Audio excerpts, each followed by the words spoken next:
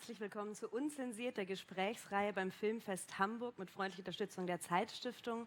Ich freue mich sehr, dass heute Abend der syrische Regisseur Ziad Kalthoum bei mir ist. Und wir werden uns auf Englisch unterhalten. Mr. Kalthoum, it's great to have you here. Welcome. Thank you.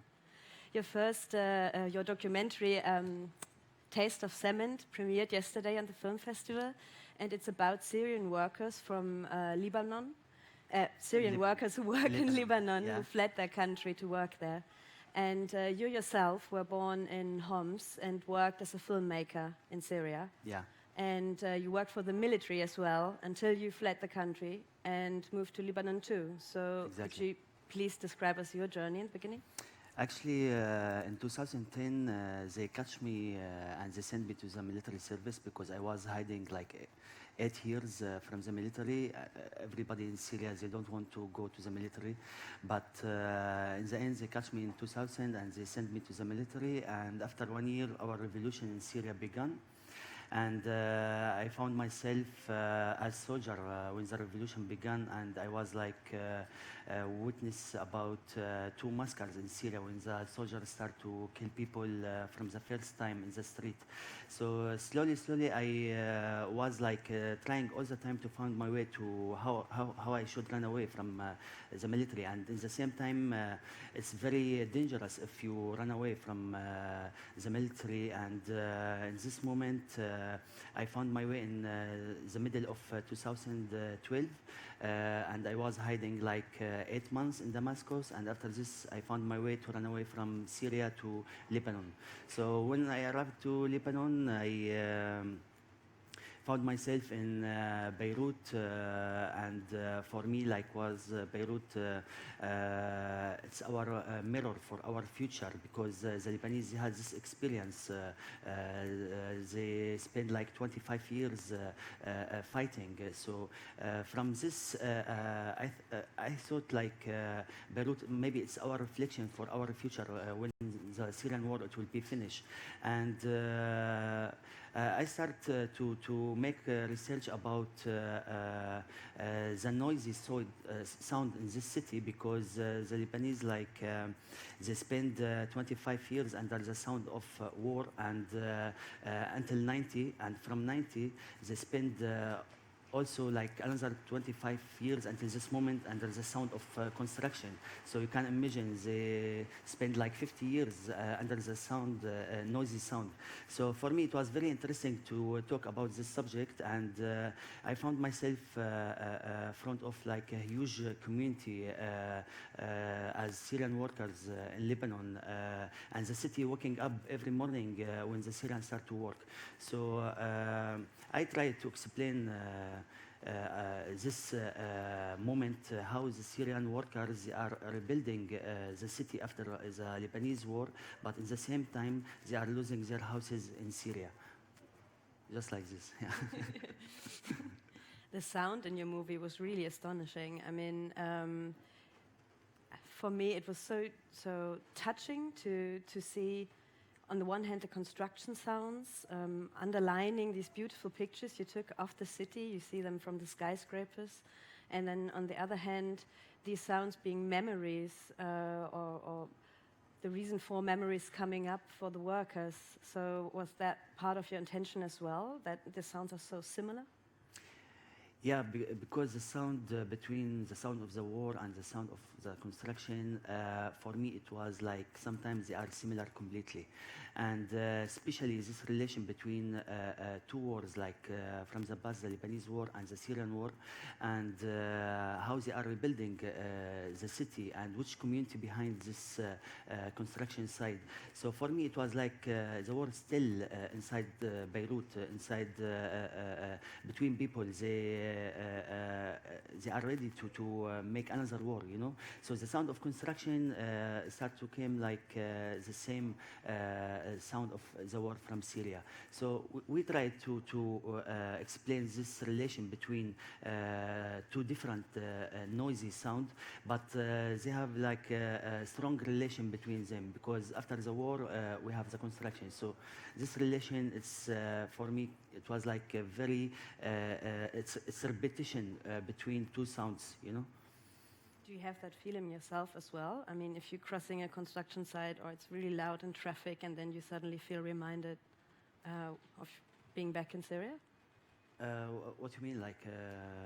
Like, because you experienced the beginning of the war and the time in the army, so do you have that feeling connected to sound as well? Yeah, because in this moment I was still fresh between two sounds, because when I ran away from the military service, I was soldier, so I was between all this machine war and between the tanks, between bombing and shelling and all these sounds.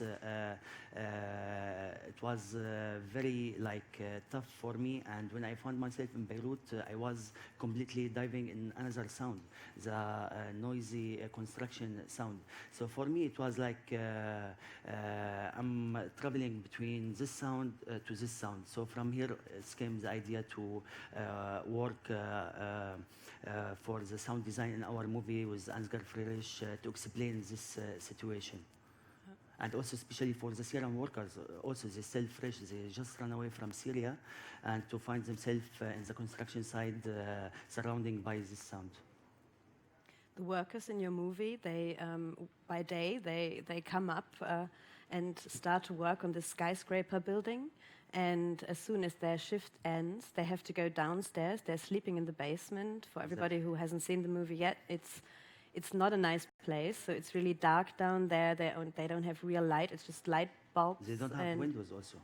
No windows, yeah, and it seems to be very wet as well. Exactly. And they're not allowed out on the street. Yeah. Can you please explain that to us? Actually, it's like a very complicated relation between the Lebanese and the Syrian. And now the Lebanese government, they start to push people to put all these signs everywhere to don't make allowed to the Syrian people to go out. And I don't know how I should explain this relation, but we are talking about like a million workers in Lebanon after the civilian war from the 90s. So we are talking now about two generations from the Syrian workers in Lebanon. And before that, when the civilian war in Lebanon, the Syrian army was controlling about Lebanon, and he was very tough with the Lebanese people, and he was arresting them, killing them. So the Lebanese still have this in their mind they didn't forget what's happened from the Syrian army. But in the same moment, they don't understand it's just the regime who was killing them, and it's the same regime who is killing the Syrian people. And we are, as civilian, we run away from Syria to survive and to hide in Lebanon. They thought we are part from this regime, so they want to punish us in some way, you know. So for me, it was like very strange, and it's very shame to saw these signs everywhere, and they are against the Syrian workers. And for me, why you invite Syrian workers to rebuild your country if you don't want to let him allowed to go outside like everybody? He's working in the city, he have a right to go out and to be like anyone. So from this point, we try to also to focus about this subject because it was very important, and a lot of people inside Lebanon, they are against this movement, and they are trying to do something to finish it. And it really felt kind of, depressing, as if they are locked in, but they have kind of no connection to the country they are rebuilding. Exactly, yeah. Yeah. How much time did you spend there?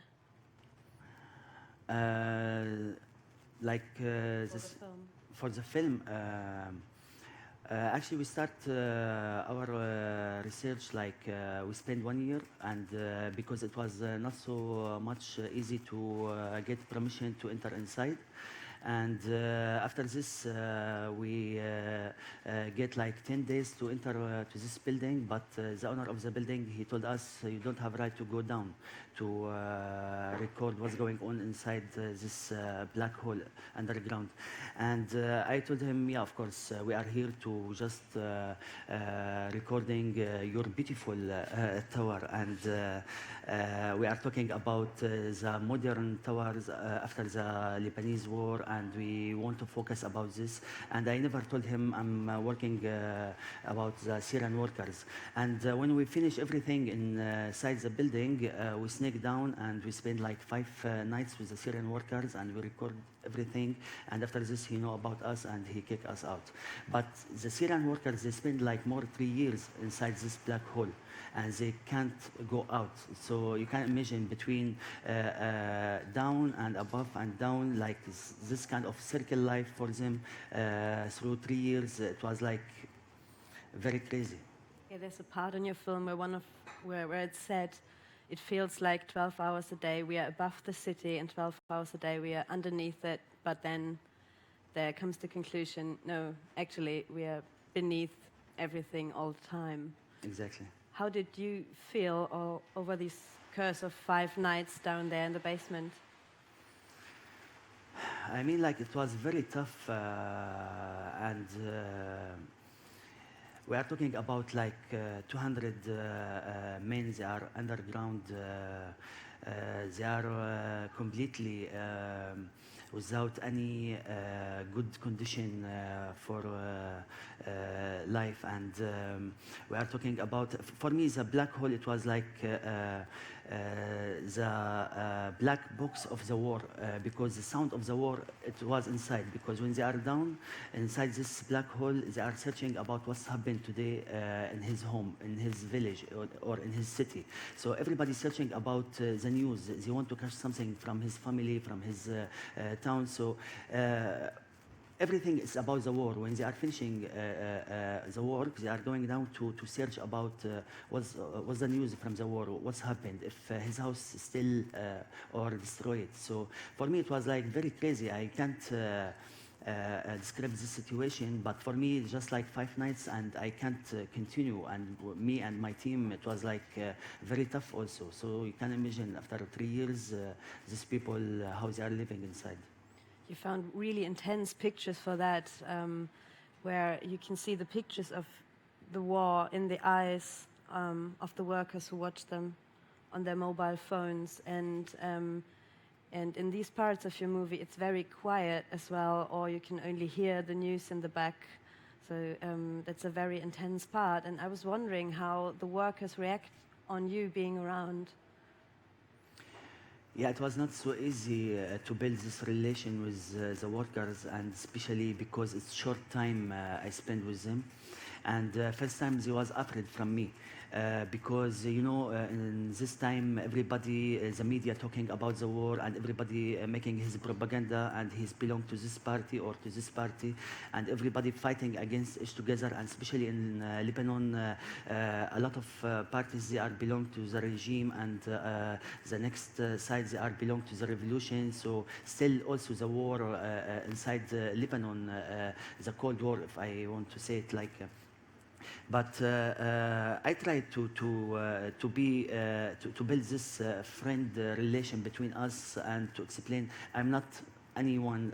I'm just me and my team. I want to make movie about how it's great for the Syrian workers to rebuilding another city, but in the same time they are losing their houses. So for me it was like very great and very powerful when I was front of this community, because everybody in Syria, they are fighting, and the act of killing is like every day, you know, and a lot of Syrians, they are start to be fighters and like this. But for me, these people, they was against any group. They are doing the act of building. So from this point, I thought it's like okay, we have some hope.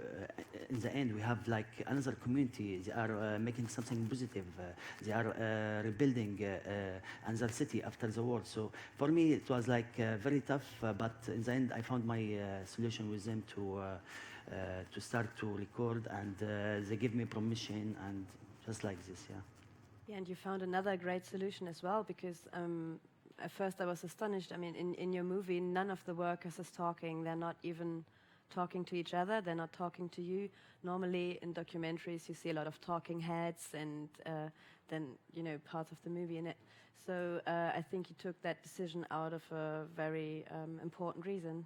Yeah, exactly, because first time when I was in front of them, they told me we don't have right to talk about who destroyed our houses in Syria, because we are afraid from the regime. And we don't have right to talk about our condition, life here inside this tower, because we are afraid from the owner. He want to kick us. So I found myself like front of this community, mute people, you know. They don't have right to talk about nothing. They lost everything and they don't have right to talk about it. So for me, it was like the owner of the building using these people as slaves for his project. So from this point, I started to tell what's the meaning if we want to put my camera in front of someone and tell him, please, can you tell me how your house destroyed? And for me as a filmmaker, it was so easy to put your camera in front of any Syrian in this time and to ask him, please tell me your story. I want to try to make something new and to found another language as documentary to build this story, and as visual and as from the sound design and from the voiceover, from all these elements to build my story. In the beginning, everybody was against us, my producer in Lebanon, he was not happy because I don't have main character and I don't have anyone talking inside this movie, and all the time he telling me, oh, the documentary is not like this, you know. You're working against every rule, but in a very good way. So for me, everybody talking about the revolution in Syria, and for me the revolution not just against the regime, it's a revolution to change something inside you and to change your language, because I believe why the Syrian people they are fighting now, because they lost the language between them, you know, so they lost the logic and the language. So for me, I was trying to create something completely new about from this area, from this country to tell our story in different language, not like usually. And you chose to document it or to tell the story in an over voice, and it's probably a young Syrian man telling his story with Exactly. a lot of memories from his childhood and back to his father as well, the first generation of workers, and I felt like his story could be the story of every worker you see. Like, it's a universal story somehow, even if it's very personal. And I wondered if you made that story up or if somebody actually told that to you. Actually, I collect this story from a lot of stories from the workers when I was recording with them, and also because I know before a lot of stories about the first generation, because the Syrian workers, the first generation, they spend like 10 years working in Lebanon to collect a little bit money in the end and to come back to Syria to build his house. But when the Syrian war began, his house like disappeared completely. It started to be dust when his house bombing. So from this relation between the first generation as workers and to the second one, I tried to create this story as fiction, but it's from someone of these workers, he's telling his story. So I tried to also make some details about his relation with his house, you know. So because we create the wallpaper in his kitchen, and because everybody looking to the Syrian war now from TV, we have this long shot and just like some houses explosion. But for me, I want to tell his relation with his house, inside his house, to make it very like closer to us to understand these people about his privacy inside his house, about his relation. So from this point, I start to collect all these stories to build my voiceover. And you're not only doing by the house, but even by the material, the cement. I mean, it's also in the title of your film, Taste of Cement. He remembers the taste of cement from the fingers of his father who came back from work, like cement going really deep down into the skin. Exactly. And now he breathes is well, on the construction site. So that's a very strong motive as well. Yeah, and especially inside this community for workers, he thought when he was a child, when his father came back from Beirut all the time, when he hug him, he smells cement all the time. And he thought everybody come back from outside, he should be, he smell cement. So from this memory from his childhood until when he found himself covering by cement, when his house destroyed, until when he ran away from Syria to Lebanon, and he found himself in another hole, also surrounded by cement smelling. So for this link, I tried to also to add it to our story to make this relation between him and his father. And of course, he didn't choose to be a worker, but he wanted to survive. So because his father sent him to Lebanon to survive, so he's repeating the history of his father, you know. So he found himself again where his father was, but in different condition and in different time. Seems a little hopeless as well. It's as if it's going on like this forever. Do you think that's what's happening? I don't know, like a lot of questions in my mind about a lot of people, they run away from Syria to outside. Some people, they found themselves in black hole underground, and some people, they found themselves in somewhere in the border, inside camping, or you know. So I don't know, like now a lot of Syrian people outside and everywhere, and everybody trying to survive, just to run away from the shelling and bombing. So nobody want to stay under the bombing.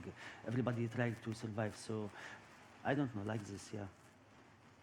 You have some other material in your movie as well. I think there's one scene, it's a taken out of a propaganda film by Assad's regime, from the tank. Exactly, yeah. And it's the camera's in front of, on top of the tank, who's going through Aleppo, and is moving the gun in front of it. And then you cut it against a moving crane on top of the skyscraper. I wonder if you had scenes like that in mind as you were shooting, or if that all of that came to you after you finished shooting and actually edited. In general, all this idea, it was in my mind when we was shooting, and but of course when we start to editing, we start to make this comparing between the machine of the war and the machine of construction. Because for me it was similar sometimes. Okay, they are rebuilding after the Lebanese war, but which community behind this construction side, you know, if they didn't learn after the war how they should deal with people, for me it was very shame to saw all these signs outside to how they are resisting against the Syrian.